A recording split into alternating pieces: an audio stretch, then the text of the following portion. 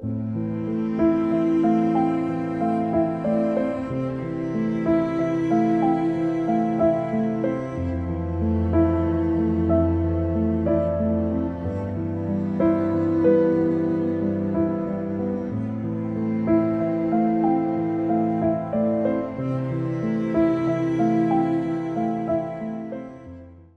మనం మొన్న ఛత్తీస్గఢ్ ఎన్కౌంటర్లో మృతి చెందిన బుర్రా రాకేష్ ఇంటి వద్ద ఉన్నాము. సో అసలు 5 రోజులు అయినప్పటికీ కూడా మృతదేహాన్ని మాత్రం కుటుంబ సభ్యులకైతే పోలీసులు అయితే అప్పగించలేదు. ప్రభుత్వం అయితే మృతదేహాన్ని కుటుంబ సభ్యులకు ఎందుకు అప్పగించలేదు, అసలు దీని వెనుక ఎలాంటి కారణాలు ఉన్నాయి, వాళ్ళ కుటుంబ సభ్యులను అడిగి తెలుసుకుందాం. ప్రస్తుతం మనతో పాటు రాకేష్ సోదరుడు ఉన్నాడు, వారితో మాట్లాడదాం. చెప్పండి, అసలు దీనికి ప్రధాన కారణం ఏమై ఉంటుందంటారు? పోలీసులు ఎందుకని మృతదేహాన్ని అప్పగించలేదు? బుధవారం నాడు 21వ తారీఖు జరిగిన ఆబుజుమ్మడి ఎన్కౌంటర్లో మృతి చెందిన బుర్రా రాకేష్ మొత్తంలో అండి. ఈ ఎన్కౌంటర్ అనేది బూటకం, ఎందుకంటే పట్టుకొని కాల్చి చంపారు కాబట్టి వీళ్ళను.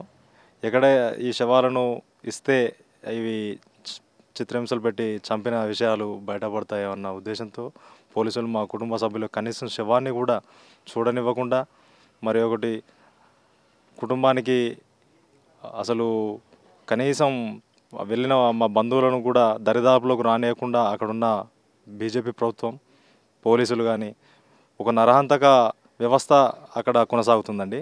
కనీసం శవాన్ని చివరిసారిగా అంతిమ దాన సంస్కారం చేసుకోవడానికి కనీసం శవాన్ని కూడా మాకు ఇవ్వలేని ఈ బీజేపీ ప్రభుత్వం ఒక ఫేక్ ఎన్కౌంటర్తో చిత్రహింసలు పెట్టి వాళ్ళను చంపడం జరిగింది. కనీసం అక్కడ వెళ్ళిన వాళ్ళను కూడా ఉండనివ్వకుండా అక్కడ ఆర్ఎస్ఎస్ గుండాలు కానీ బీజేపీ పోలీసులు వీళ్ళంతా కలిసి మా కుటుంబ సభ్యులు మా బంధువుల మీద దాడి చేసి అక్కడి నుంచి వెళ్ళగొట్టే ప్రయత్నం చేసినప్పటికీ అయినా వాళ్ళు ఇంత ఇబ్బంది పడి అయినా కూడా శవాన్ని తీసుకుపోదామని ఆలోచనతో అక్కడే ఉన్నారు. కానీ వాళ్ళను కూడా పంపించే విధంగా అక్కడి నుంచి గుండాలతోటి టీఆర్జీ గన్మెన్లతోటి బీజేపీ ప్రభుత్వం దాడులు చేసే ప్రయత్నం చేసినా ఉన్నారు. కానీ శవాన్ని మాకు ఇంతవరకు అప్పచెప్పలేదు. దాన సంస్కారం పోలీసులే చేసేసి ఈ ఆధారాలు ప్రూఫ్స్ ఎప్పుడైతే బయటపడతాయో అని అక్కడే దాన సంస్కారం వాళ్ళే చేసి శవాన్ని కనీసం చూసుకొని కూడా చేశారు. మాకు చివరి చూపు కూడా మీరు చూడలేకపోయారు. ప్రభుత్వానికి ఏం చెప్దాం అనుకుంటున్నారు మీరు? ప్రభుత్వం ఇప్పుడు ఒక వ్యక్తిని ఒక గొప్ప సిద్ధాంతాన్ని కోసం, ఒక ఆశయం కోసం, ప్రజల కోసం పనిచేయాల్సిన చేసే వ్యక్తిని చంపి ఒక బూటకపు ఎన్కౌంటర్ చేసి అతని ఆశయాన్ని శివాన్ని ఇవ్వకుండా చంపేశామని విర్రవీగుతున్న ఈ బీజేపీ ప్రభుత్వం, రాకేష్ లాంటి వ్యక్తులు ఎంతోమంది తల్లులు పంపడానికి సిద్ధంగా ఉన్నారు. ఎందుకంటే రాకేష్ యొక్క ఆలోచన విధానం కానీ అతని సిద్ధాంతం ఆశయం కానీ ప్రజల గుండెల్లో చిరకాలం ఎప్పటికీ ఉంటుంది. ఎందుకంటే ఆయన పేద ప్రజల కోసం పోరాటం చేసి ఇక్కడ ఉన్నా కూడా మాతో పాటు మేము చదువుకున్న రోజుల్లో కూడా ఆయన సిద్ధాంతం గొప్పది. ఎందుకంటే ఎవరికైనా కూడా ప్రజల కోసం సాయం చేసే విధంగా ఆలోచించే వ్యక్తి, అలాంటి వ్యక్తి చిరకాలం ప్రజల గుండెల్లో నిలిచిపోతాడు. అసలు రాకేష్ ఎలా ఉండేవాడు, అతని స్వభావం ఎలా ఉండేది? మీరు ఒక అన్న అవుతారా, తమ్ముడా? మీరు అన్నగా ఎట్లా ఉండేది మీతో పాటు? రాకేష్ చిన్నప్పటి నుంచి మా తమ్ముడు నేను కలిసే చదువుకునే వాళ్ళం. రాకేష్ ఎప్పుడూ నాకంటే చాలా తెలివికలవాడు. ఎందుకంటే ఇంట్లో కానీ బయట వాళ్ళ స్నేహితులలో కానీ ప్రతిదీ రాకేష్ సలహాదారుడిగా ఉండేవాడు నాకు. అలాంటి రాకేష్ ఆయన గొప్ప ఆలోచన విధానం కానీ అతనుకున్న తెలివి చాలా వర్ణించలేమండి. ఎందుకంటే ఆ రాకేష్ యొక్క మనస్తత్వం ఎలాంటిదంటే ఎప్పుడూ ఒకరి కోసం, ఒక వ్యక్తి కోసం వాళ్ళకి సహాయం చేసే విధంగానే ఉండేవాడు తప్ప స్వార్థంతో ఉండేవాడు కాదు. ఎందుకంటే రాకేష్ నాకంటే చిన్నవాడే కావచ్చు కానీ చాలా తెలివికలవాడు. ఎప్పుడూ ప్రజల కోసం మన వంతు ఏదో చేయాలి అన్న ఆలోచనతోటే సమాజంలో వర్క్ చేసేవాడు. అసలు రాకేష్ వయసు ఎంత, ఏం చదువుకున్నాడు? రాకేష్కు 32 ఇయర్స్ అండి. నాకంటే 2 సంవత్సరాలు చిన్నవాడు. రాకేష్ నేను ఇంటర్మీడియట్, డిగ్రీ, పీజీ వరకు పై చదువుల కోసం మేము వరంగల్కి, హన్మకొండకి ఇట్లా ఇంటర్మీడియట్ ఇక్కడ హన్మకొండలోనే చదువుకున్నాం. తర్వాత డిగ్రీ నేను సబ్జెక్టు నేను వ్యవసాయం పట్ల ఉండి కొంచెం ఆర్థికంగా కానీ మేము వెనుకుండి నేను చదువులో వెనుకబడిపోయాను. రాకేష్ ప్రతి సబ్జెక్టు కానీ ఎగ్జామ్స్లో కానీ నాకంటే ఎక్కువ మార్కులు వచ్చేది.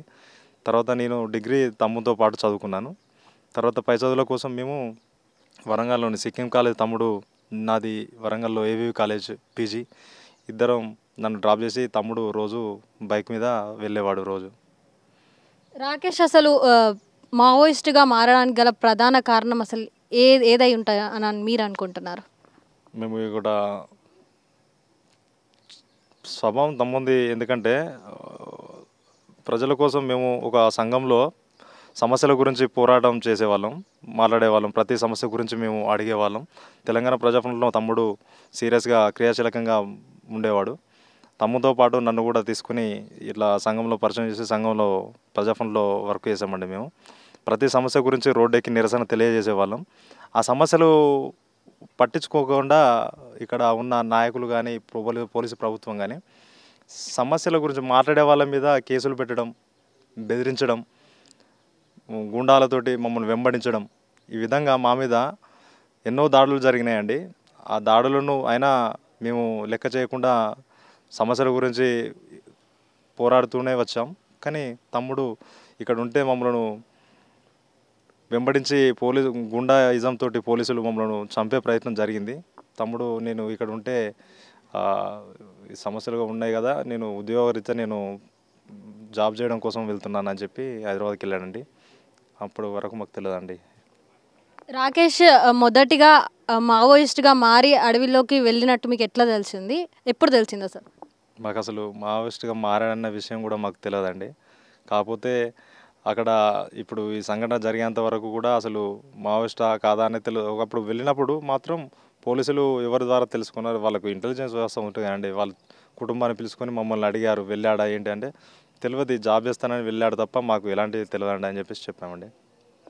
అంటే మీకు ఎప్పుడు అనిపించలేదా ఇట్లా మావోయిస్ట్గా మారబోతున్నాడు అని చెప్పి? మీకు ఏమన్నా అలాంటి క్వాలిటీస్ ఏమన్నా కనిపించే హింట్స్ ఏమన్నా ఇచ్చేవాడా? అట్లా ఉంటాయండి, అవన్నీ ఏముంటాయండి. ఎవరైనా కూడా కుటుంబానికి చెప్పి వెళ్తారా, చెప్పకుండా వెళ్తారు కాబట్టి అది వాళ్ళకే తెలుసండి. మాకు మా కుటుంబానికి కానీ అది తెలియదండి వెళ్ళేది. 15 ఏళ్ళగా అతను అడవిలో ఉన్నాడని తెలుసు కదా. సో ఒక కార్యదర్శి దగ్గర, ప్రధాన కార్యదర్శి కేశవరావు దగ్గర కంప్యూటర్ ఆపరేటర్గా పనిచేశారని తెలిసింది. దీన్ని మీరు ఎలా తీసుకుంటారు? అంటే పాజిటివ్ వేలని తీసుకుంటున్నారా, లేకుంటే ఇలా చేయడం తప్పు అని మీరు అంటారా? ఒకటండి, మేము చదువుకున్న రోజుల్లో మాది బ్యాంకింగ్ సంబంధించి కంప్యూటర్ సబ్జెక్టు మాయి. మేము చదువుకున్నప్పుడు డిగ్రీలో బీకామ్ తీసుకున్నాం కాబట్టి మాకు కొంత కంప్యూటర్ నాలెడ్జ్ అనేది ఉంది. కాకపోతే చదువు పరంగా మేము ఆలోచించాం కానీ కంప్యూటరు ఈ విధంగా ఇప్పుడు అంత గొప్ప వ్యక్తి దగ్గర ఒక బాధ్యతతోటి మా తమ్ముడు అలాంటి ఒక గొప్ప నాయకుని దగ్గర పనిచేయడం మాకు గర్వకారంగానే ఉంది. ఎందుకంటే ఏ నమ్మకంతో మా తమ్ముడిని అంత గొప్ప స్థాయిలో మేము చూస్తామని మేము అనుకోలేదు. అంత నమ్మకం ఉన్న వ్యక్తి దగ్గర మా తమ్ముడు పనిచేయడం మాకు గర్వకారణమే ఉంది. ఎప్పటికీ మా తమ్ముడు చిరకాలం మన ఆశయాలు మేము కొనసాగిస్తూనే ఉంటామండి. అంత నాలెడ్జ్తో కంప్యూటర్ నేర్చుకొని మేము ఇక్కడ ప్రజల కోసం పనిచేయడం కోసం అక్కడ చేసిన అంత గొప్ప నాయకుని దగ్గర మా తమ్ముడు ఎప్పటికీ ప్రజల గుండెలు గొప్పవాడే. ఎన్కౌంటర్ జరిగిన విషయం తెలిసిన తర్వాత అసలు మీ కుటుంబ సభ్యుల యొక్క పరిస్థితి ఏంటి? అసలు పోలీసుల నుంచి ఎలాంటి ఇబ్బందులు ఏమైనా ఎదుర్కొన్నారా? కుటుంబం చనిపోయిందన్న తర్వాత మాకు ఎవరు కనీసం పోలీసులు ఇక్కడ ఉన్న స్థానికులు ఎవరు పోలీసులు మాకు ఇంటిమేషన్ ఇవ్వలేదండి. తర్వాత మళ్ళీ మీడియా ద్వారా కానీ తర్వాత ఇట్లా స్క్రోలింగ్ ఫోటోలు ఇట్లా చనిపోయిన విధానం అవన్నీ ఇక ఫోన్లో టీవీలో వస్తున్నాయి కాబట్టి చూసి అది నిర్ధారించుకున్నాడు మా తమ్ముడే అని.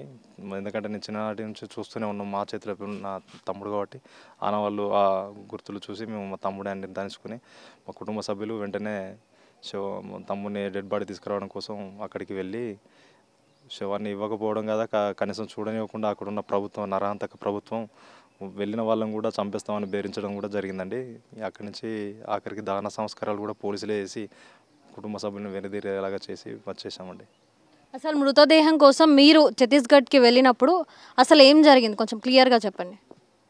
మా కుటుంబ సభ్యులే వెళ్ళారండి, నేను ఇంటికాడే ఉన్నానండి. ఎందుకంటే మా వాళ్ళు ప్రతిసారి నేను ఫోన్ చేసినప్పుడు ఇదిగో ఇస్తాం అదిగో ఇస్తాం అని చెప్పేసి ఇక్కడున్న పోలీసులు కానీ ఇక్కడున్న డాక్టర్స్ కానీ ఇక్కడున్న అధికారులు కానీ ఇస్తామని కాలయాపన చేసి డెడ్ బాడీలు పూర్తిగా పాడయ్యే విధంగా ఉంచి వీళ్ళను ఇట్లా కూడా కక్ష కట్టి ప్రభుత్వం మా మీద కనీసం చూడనివ్వకుండా అక్కడ కాలయాపన చేసి మనోవేదన చేసే విధంగా మనస్తత్వాన్ని దెబ్బతీసి కనీసం ఆఖరి చూడనీయకుండా ఆనించి గుండాలతోటి తరిమేసే ప్రయత్నం చేసినా కూడా మా వాళ్ళు అన్నీ ఎదుర్కొని అక్కడి నుంచి పోలీసులు సంస్కారాలు చేయడం ద్వారా ఇక ఏది చేసేది ఏం లేక ఇంటికి వచ్చేస్తారు.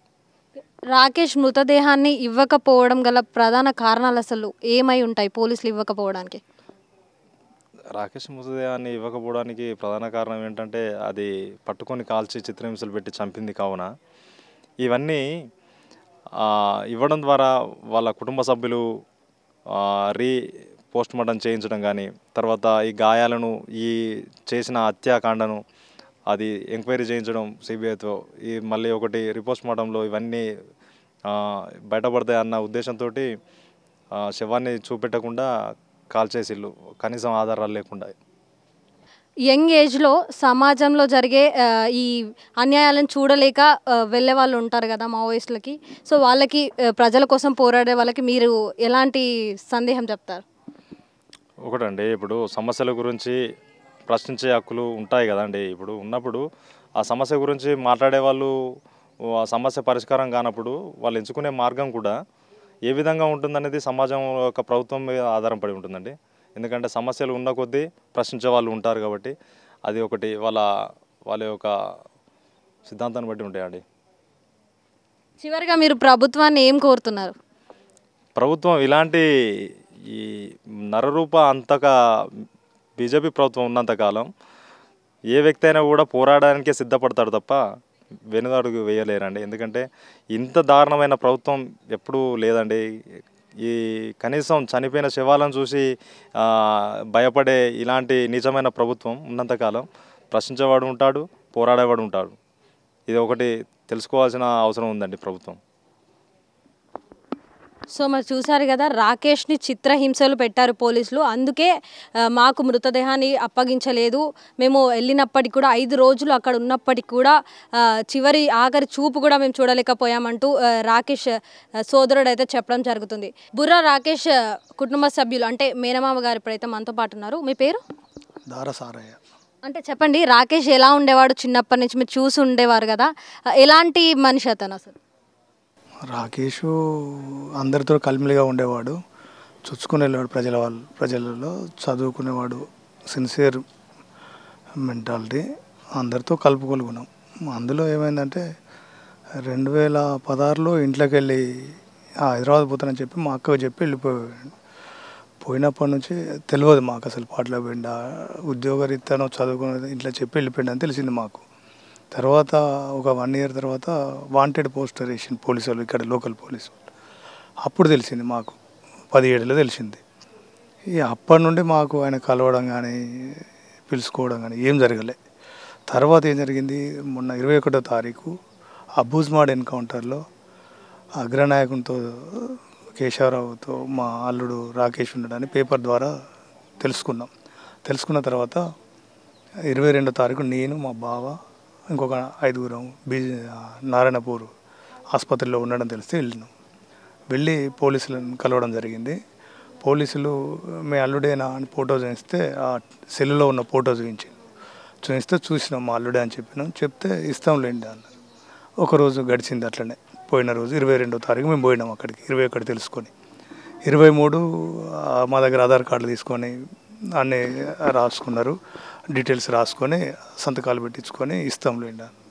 మళ్ళీ తెల్లారి చీకటి అయింది, తెల్లారి ఇస్తామన్నారు. 24 అదే పరిస్థితి. మళ్ళీ 25 తెల్లారిస్తాం రాండి అన్నారు.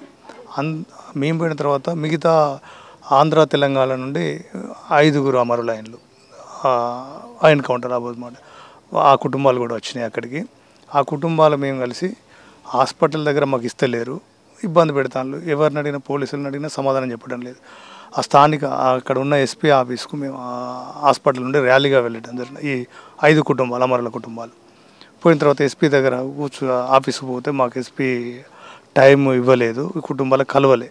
అక్కడికి ఒక సిఐ ఆఫీసర్ వచ్చి మమ్మల్ని ఎస్పీ గారు రమ్మంటాడని మళ్ళీ ఒక ఆఫీస్ తీసుకుపోయిన తర్వాత 5 కుటుంబాలు అక్కడ కూర్చోబెట్టి, మీకు మేము చెప్పదలుచుకున్నది మేము చెప్పిన తర్వాత ఆలోచించుకొని మాకు చెప్పండి అని మాట్లాడాను మాతోటి. ఏంటంటే మేము మీకు శవాన్ని ఇచ్చేది లేదు, మేము ఇక్కడనే కాల్ చేస్తాం. అంటే ఎవరిని కాల్ చేస్తారు? అమరుల చనిపోయిన వాళ్ళు మా బాడీలో మా బంధువుల రక్త సంధికులు మా అల్లునే ఉన్నది, ఇంకా మిగతా 4 ఉన్నాయి అందులో. చెప్తే మేము ఒప్పుకోలే.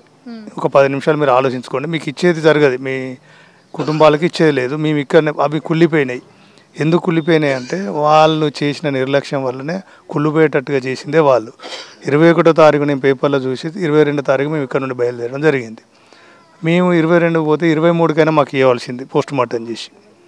అట్లా ఇవ్వకుండా పోలీసులు కుళ్ళిపోయేంత వరకు చూసి అవి కుళ్ళిపోయినాయి అని చెప్పి మీకు ఇవ్వమన్నారు. కుళ్ళిపోయినా పర్వాలేదు, మేము మా ఎట్లా ఉన్న పురుగులు పడ్డ మా పిల్లలను మేము తీసుకుపోయి దాన సంస్కారాలు చేసుకుంటామని చెప్పడం జరిగింది. చెప్పినా వాళ్ళు ఈయనకు ఏం చేసిన మాతో మాట్లాడుకుంటూనే అక్కడ దాన సంస్కారాలు చేయడం జరిగిందని మాకు మీడియా ద్వారా తెలిసింది. మేము వాళ్ళు మాట్లాడిన తర్వాత మీరు సంతకాలు పెట్టండి, మరి మీరు కాల్చేటప్పుడు ఉండమంటారు కదా అంటే మేము సంతకాలు పెట్టలే. ఏ ఒక్క కుటుంబం పెట్టలే, 5 కుటుంబాలలో ఏ ఒక్క కుటుంబం పెట్టలే. వాళ్ళు ఒత్తిడి చేసిండ్రు, పెట్టాలి తప్పకుండా పోనీ ఇక్కడ మేము పెట్టాం. మా కుటుంబం చంపేసిండ్రు, ఇక మీరు చేసేది ఏం లేదు అని మేము ఒక 5 కుటుంబాలలో ఏ ఒక్క కుటుంబం సంతకం పెట్టలే. వాళ్ళు చెప్పిన దానికి అంగీకరించలే. మేము వాళ్ళు ఉన్నప్పుడే వాళ్ళని కాల్ చేసిండ్లని మేము పోలీస్ ఆఫీసర్తో మాట్లాడి వచ్చిన తర్వాత మీడియా ఉన్నది ఆ ముందే స్టేషన్ ముందు. ఆ మీడియా ద్వారా మేము ఏం జరిగిందని మీడియాకు తెలియజేసినాం, ఇట్లా అంటాం ఆఫీసర్స్ అని. ఆ మీడియా వాళ్ళు మాకు చూపిస్తే తెలిసింది అక్కడ దాన సంస్కారాలు జరిగినాయి అనేది. ఆ ఇవ్వకపోవడం చంపుడు ఒక రకం, వాళ్ళు యుద్ధం, వాళ్ళు మీ ఉద్యోగరీత్యా మీరు, కానీ శవాన్ని ఇవ్వకపోవడం అనేది ఎంత దుర్మార్గం అంటే అది చెప్పలేనంత దుర్మార్గం ఈ ప్రభుత్వం. ఈ ఎంతకాలం ఇది కాదు కదా, అందులో మేము ఓట్లు వేస్తే గెలిచిన ప్రభుత్వం.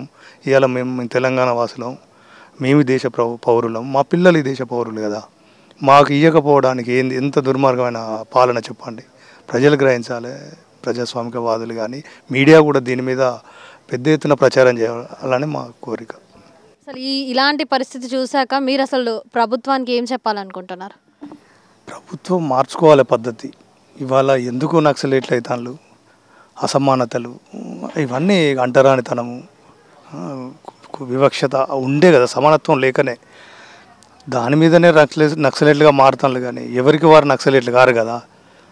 వాళ్ళు నక్సలైట్లను మేము అంటాండు, మేము లేకుండా చేస్తామని ఎన్నో ప్రభుత్వాలను చూసినాం, మేము లేకుండా చేస్తామని. అది జరగని పని. కానీ దీనికి పరిష్కార మార్గం ఆలోచించాలి ప్రభుత్వం. ఇవాళ చర్చలకు వాళ్ళు సిద్ధం అంటాను మావోయిస్టు పార్టీ.